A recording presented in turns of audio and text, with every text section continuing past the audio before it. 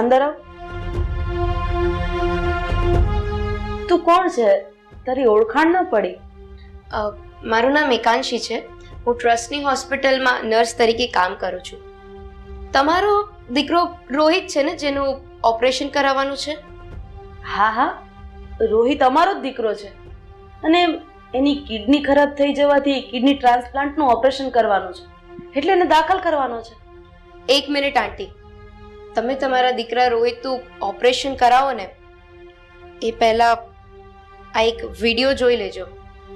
શું છે આમાં?